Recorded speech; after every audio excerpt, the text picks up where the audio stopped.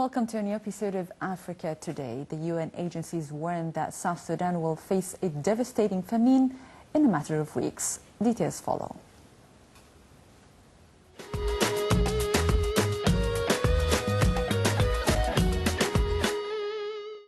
Nations condemned what it calls the targeted killings and woundings of hundreds of civilians based on their ethnic origins in South Sudan's contested town of Bentiu. The UN's mission in South Sudan said that hundreds of civilians were reportedly killed or wounded after rebel forces took control of the capital of the oil-producing Unity State last week. UN's top humanitarian official in South Sudan said in Twitter posts that were shocking scenes of atrocities with bodies of people executed lying in the city streets. He said that some individuals associated with the opposition had used their radio station to broadcast hate speech in the town. In another television remarks, the UN official said that they used to have 5,000 civilians a week ago in their base. Now they have 22,000 people. Thousands of people in South Sudan have been killed and more than 1 million people displaced since December, when troops loyal to President Salva Kiir and those loyal to his former deputy Riek Machar began to fight along ethnic lines. The UN warned that the people are on the brink of disaster, noting that the world's youngest nation is threatened by the worst famine in the modern history amid continuing fighting.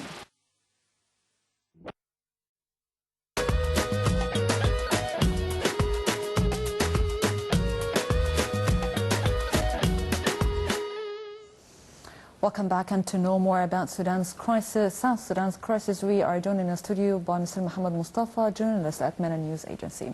Hello, sir, and welcome to our show. Now, South Sudan's rivals signed a ceasefire agreement a month ago. However, killing has been on the rise. Juba killed Sunday dozens sheltered inside a UN base. How do you see the situation going in Juba? I agree that Juba is about to collapse. The situation there is very dangerous. Fighting all the time, bloodshed all the time. And above all of this is international interference in South Sudan issues. Not only international, but also regional interference. So I think that the people of South Sudan, till now, cannot deal with their independence decision. They have to be sure that they can guarantee their unity, because the foreign factor will keep on playing in South Sudan affairs, and no one can stop the fighting that is going all the time in South Sudan. Mm-hmm. How do you evaluate the situation? We have here both sides are blaming each other for escalating the violence. The rebels from one hand and the government from the other side. As I told you, the regional and international factor is very important. There is already an identity conflict between tribes in South Sudan, ethnic problem between both sides, the leadership of Salva Kiir and the leadership of Riek Machar. They are in conflict regarding not only power, but also financial and economic issues. All the countries around South Sudan has an interest for such instability in South Sudan. So, and the people will doesn't exist till now. So I think maybe within 1 or 2 years, people will realize that they have to unify their efforts to maintain stability in their country. South Sudan cannot stay like this. If the situation continued as we see nowadays, many thousands of people killed, about 800,000 people evacuated from their cities. If the situation stayed like this, I think that South Sudan will be divided within 1 or 2 years. Do you believe that it's really in the hands of the rebels to lay down their arms and start to negotiate and to stop the ongoing violence in South Sudan? It is not in their hands, 100%. the question, where do they get the weapons for such fighting? Okay. As we know, countries like Ethiopia, like Uganda, some reports saying Sudan itself are encouraging these groups to keep on fighting all the time. Why Sudan? Is it in it's the benefit of Sudan to... Of course, South Sudan is in their borders, and we know that Sudan regime didn't want this division from South Sudan. So they have an interest also. So where do they get these weapons?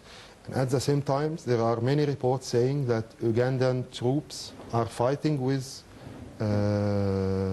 Salva Kiir troops, and they helped to regain the city of Bur in South Sudan at last 2 weeks.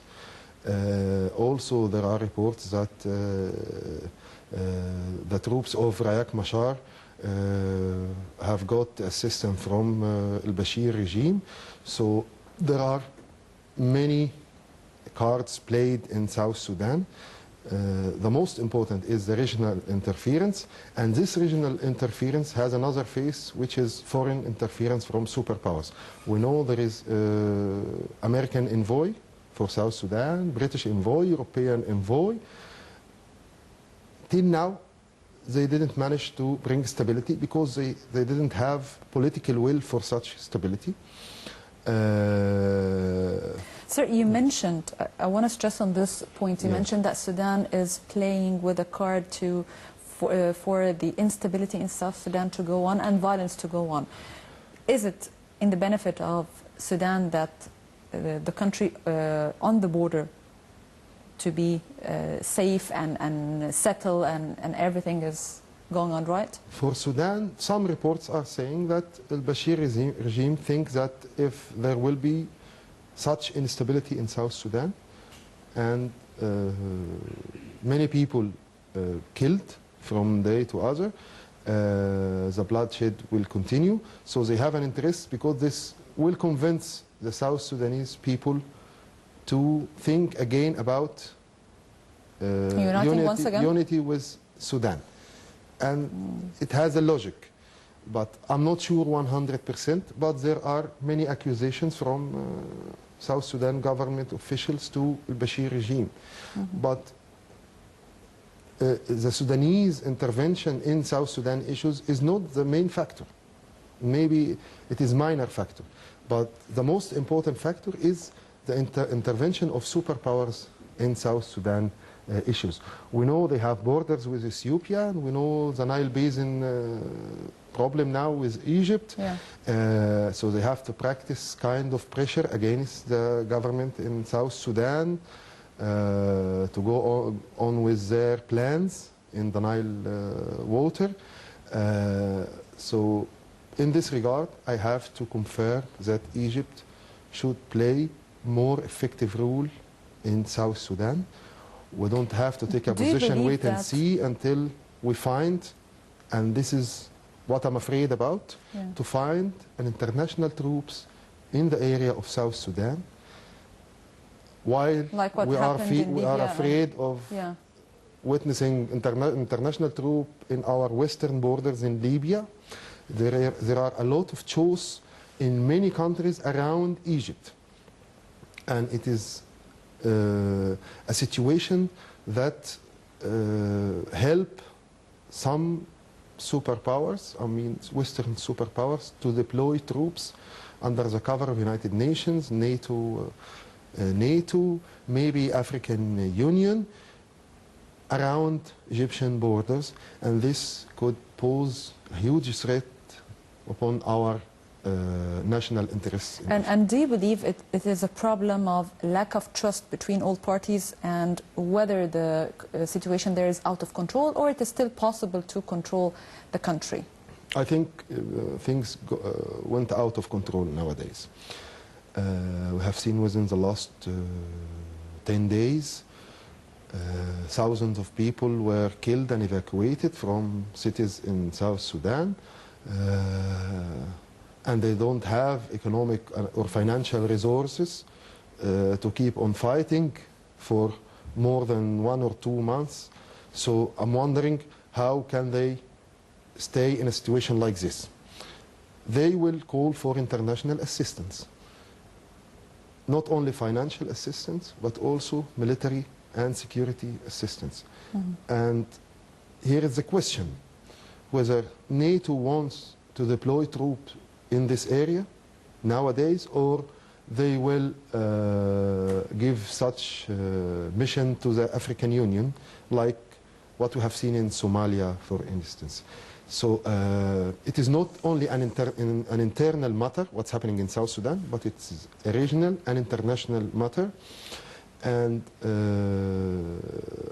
we don't have a real strong regional power in this region that can to maintain make things stability. once again And in here, control. all these countries are looking for Egyptian situation and the kind of rule that we will see in Egypt within the next weeks. Few months. Okay. Since Juba's independence from Khartoum, many predicted and many experts said that the country will sink into chaos. Why is that? What are the reasons to force the country to be sinking into chaos? I think, as I told you, many countries around South Sudan have an interest for such instability. We know they have oil resources, and if they used such oil resources, the situation will change, but they have no chance while fighting all the time. So the target for many countries is to maintain South Sudan bleeding all the time. Do you believe that the Western powers until this moment interested in the oil of South Sudan? Yes, of course. Until this moment? Until this moment, but with their condition, upon their conditions. Okay? So to implement your conditions, the other part have to be very weak to accept such conditions. Okay? And I think they are about to reach such goal. And as I told you, maybe one of these conditions is deploying kind of international troops to this country. Okay, do you see the situation in Juba in particular quickly sink into chaos than expected, more than expected? For us, maybe more than expected, but for the Western powers, it was expected, because they have many elements that permits such instability. They know that there are many problems between the tribes regarding the leadership of the country. They know that many of the leaders of South Sudan are looking for the leadership, for the authority, and all of them are looking for the oil resources. So no one will accept the leadership of the other. But when they were about to separate from North Sudan, all of them have only one goal: division. They made the referendum, okay, but later there is no such one target, okay. They have many targets. One of them wants the leadership, the other doesn't want his leadership. The tribe of every leader do not accept that the other tribe will lead them. And at the same time, we have very poor regions in South Sudan and very rich regions with its resources, okay? So how can you deploy the wealth of the people between such regions? Do you believe that ethnic identity has been evident in what's happening in the country? Salva Kiir is Dinka and Riek Machar is from nowhere. Do you believe that ethnic identity is one of the cards played to escalate violence in the country? Of course. It is the most important. Is it really an ethnic fighting? Not 100%, it is an ethnic fighting, but the ethnic fighting and the ethnic problem is the tool for the intervention in South Sudan. If there is no ethnic problem, if they are not in a conflict regarding the ethnic identity, I don't think that the foreign element can play with its cards in South Sudan.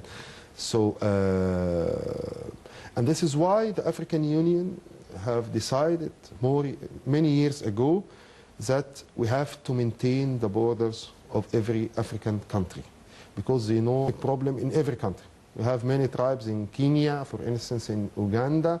So if we let the door open for such kind of conflicts, the borders will change in every day. Okay? Okay. Divisions inside Salva Kiir's Sudan's People's Liberation Movement North has been widening since Juba's independence. Do you believe that he neglected these splits and he didn't care about them? That's why what's happening now? I think he made a mistake. He thought that the Western countries and the regional countries in the south of South Sudan, like Uganda and Ethiopia, will keep supporting him 100%. Okay? So he made a mistake. He thought that the support, the assistance will continue from these countries to his regime. And he ignored the reality that these countries do not want stability in such region. They want all the time to have an open door that permits him for interventions. You have a huge oil resources in your country. So how do you think that the superpowers will not intervene? Okay? So he made a mistake. He thought that they will support him because he made the historic decision of division from Sudan. But this was not true, because after separating, their situation has changed.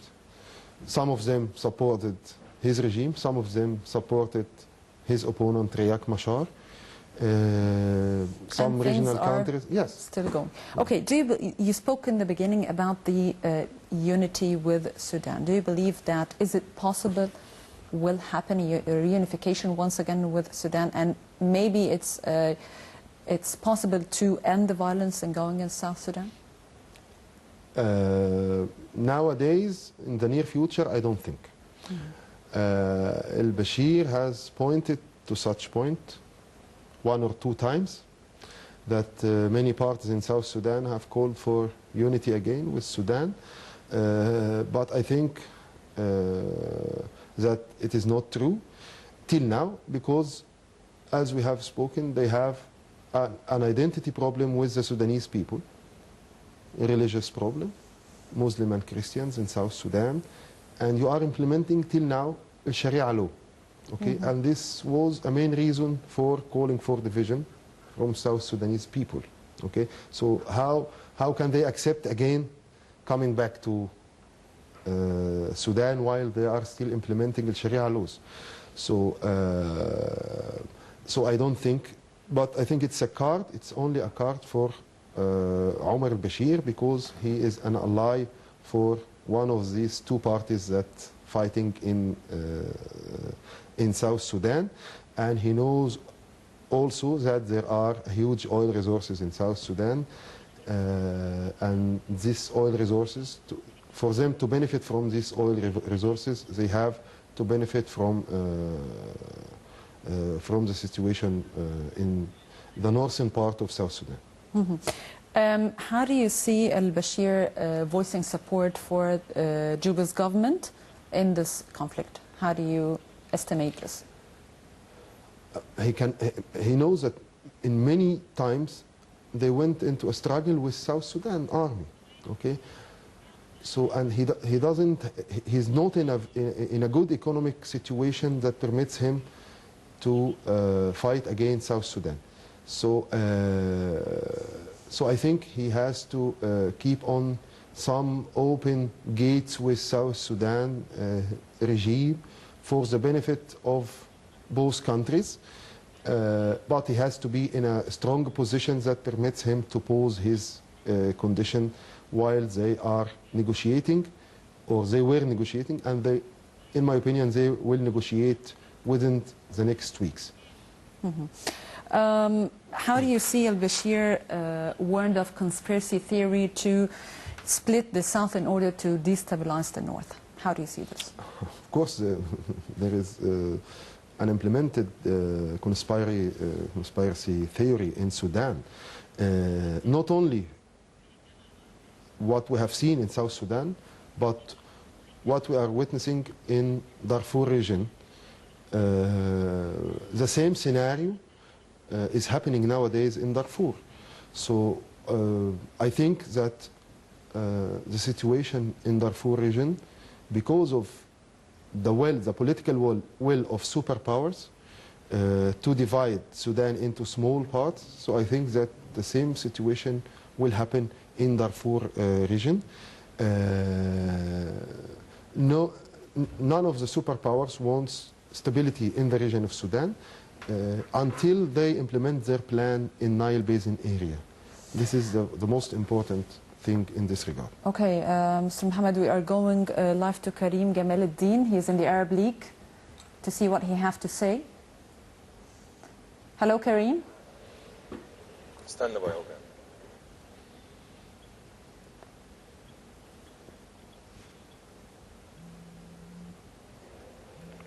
Okay, dear viewers, we're bringing you these live pictures from inside the Arab League headquarters, and a handful of events actually taking place in the Arab League, on top of which the extraordinary meeting would held organizing for the Arab. This meeting was attended by Henry. It seems there's a technical problem. We'll come back again to Karim. Mr. Muhammad, finally, how do you see the situation in South Sudan is going to be in the near future? The scenario, everyone knows that there is a hidden agenda for the superpowers in South Sudan. And this hidden agenda doesn't target only the South Sudanese people or the Sudanese people, but it targets the Egyptian people interest in Africa, in Nile Basin country. We do not have to see the situation there separate in what's going on in Egypt. Okay? Egypt is the super regional power in Africa and in North Africa. So we have to deal with the matter with more efficiency. I mean, our diplomacy. I hope things will go better. Sorry, we ran out of time for the program. Mr. محمد مصطفى, journalist at Mena News Agency, thank you for joining us and welcome once again to our show. Well, this brings us to the end of our Africa Today. I'm Dina Mamdouh. Please stay tuned.